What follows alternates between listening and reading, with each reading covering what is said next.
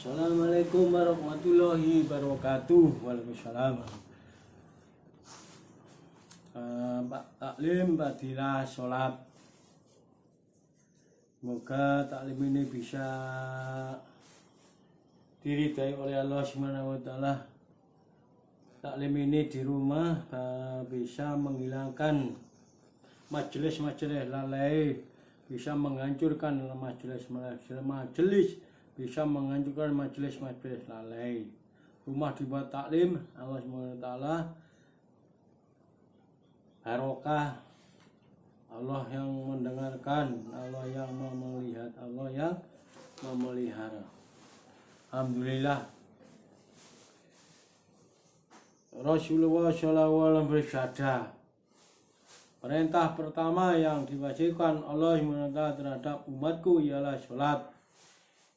Dan yang pertama kali akan dihisab pada hari kiamat ialah sholat. Takutlah kepada Allah. Takutlah kepada Allah Subhanahu wa Ta'ala dalam masalah sholat. Takutlah kepada Allah Subhanahu wa Ta'ala dalam masalah sholat.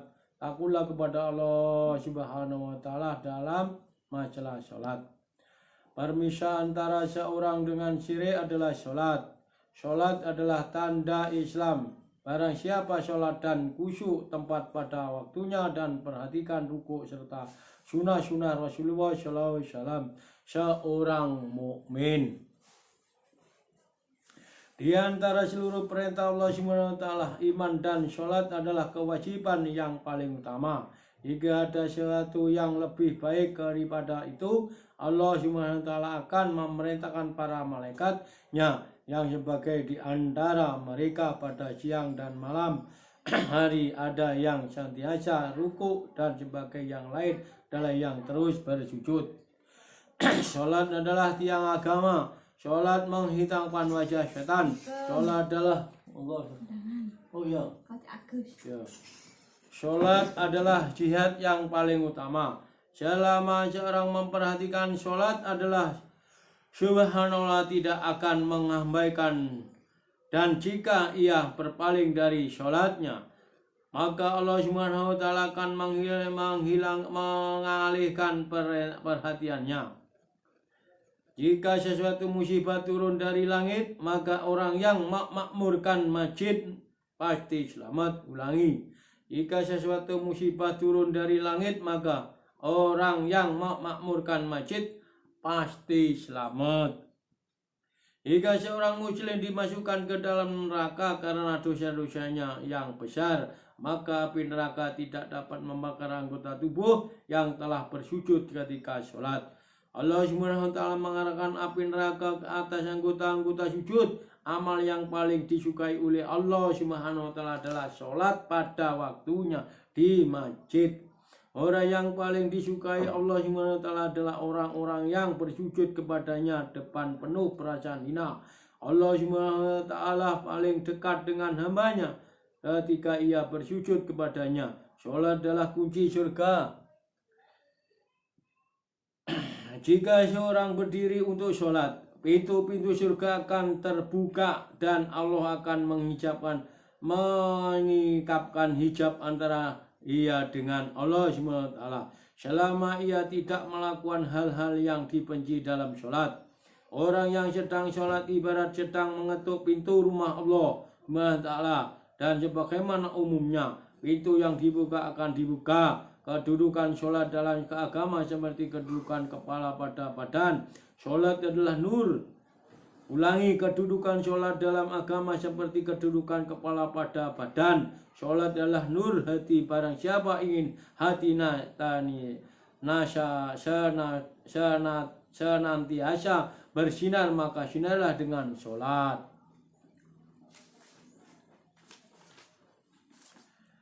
Barang siapa berwudu dengan sempurna, lalu sholat 2 atau 4 rakaat dengan khusyuk dan wudu baik fardu atau sunnah, dan ia ingin dosanya diampuni Allah SWT, maka Allah Subhanahu wa Ta'ala akan mengampuninya. Setiap bumi yang di atasnya dirikan sholat untuk mengingat Allah Subhanahu wa Ta'ala. maka tanah itu akan merasa bangga di antara tanah-tanah yang lain. Barang siapa sholat 2 rakaat lalu berdoa kepada Allah SWT, Allah SWT pasti akan mengabulnya doanya ada kalanya, dipercepat atau diperlambat sesuai dengan kepentingannya. Yang jelas doanya akan dikabulkannya. Barang siapa sholat 2 rakaat sunnah sendirian tanpa seorang pun yang melihat kecuali Allah SWT dan para malaikatnya, maka api neraka tidak akan menyentuhnya. Jika seorang muslim mendirikan sholat fardu, maka Allah SWT akan mengabulkan salah satu doanya. Barang siapa sholat 5 waktu dengan khusyuk, ruku, sujud, wudu, dan sebagainya dengan sempurna, maka wajib baginya surga dan haram baginya neraka. Seorang muslim yang benar-benar menjaga sholat 5 waktu dan istiqomah pada waktunya ke masjid, maka setan akan takut kepada. Tapi jika ia tidak menunaikan sholat 5 waktu, maka setan akan berani kepadanya dan akan menyesatkannya. Amal yang paling utama adalah sholat pada awal waktu di masjid. Sholat adalah pengorbanan para mustaqim. Awal yang paling disenangi, amal yang paling disenangi oleh Allah SWT ialah sholat pada awal waktu di masjid. Barang siapa pergi pada pagi hari untuk sholat, berarti ia sedang membawa bendera iman di tangannya. Dan barang siapa pergi ke pasar pada hari, berarti ia membawa bendera setan di tangannya. 4 rakaat golba zuhur menyampaikan pahala 4 rakaat tahajud. 4 rakaat golba zuhur sama dengan 4 rakaat sholat tahajud. Rahmat Allah bercucuran ke atas orang yang berdiri dalam sholat. Sebaik-baik sholat setelah sholat fardu adalah sholat malam, tetapi sangat sedikit orang yang mengerjakannya. Alhamdulillah, taklim ini diberi oleh Allah SWT, rumah dibuat taklim. Allah SWT menyatat keberkahan-berkahan kami. Doa kami dikabulkan oleh Allah SWT, rezeki-rezeki semua ditambah oleh Allah SWT, rezeki dunia dan akhirat. Badilah dikir.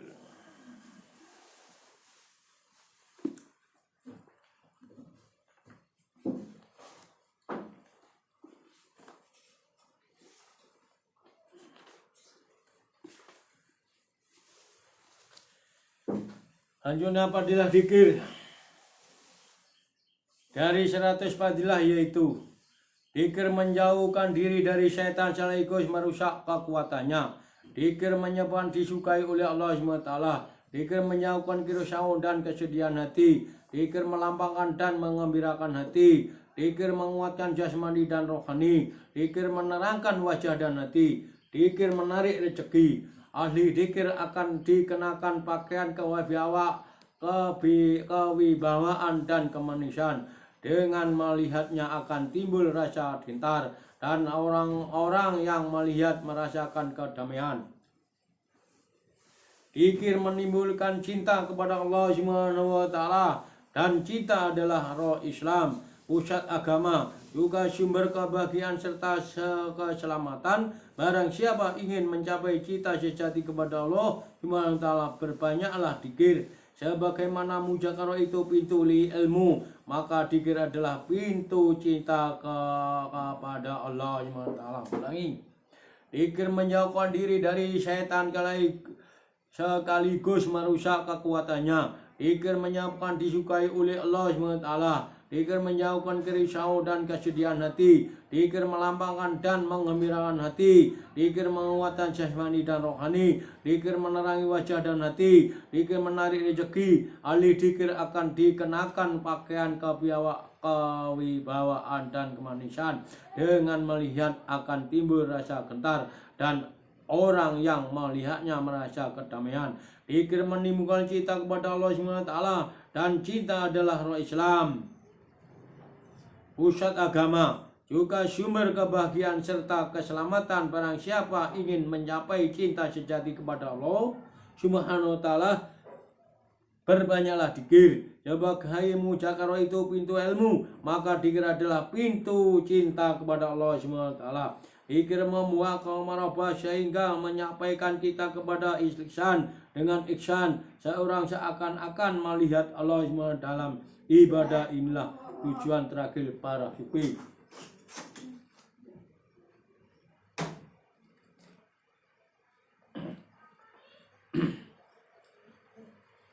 Dikir adalah alat kembali kepada Allah SWT membaca orang.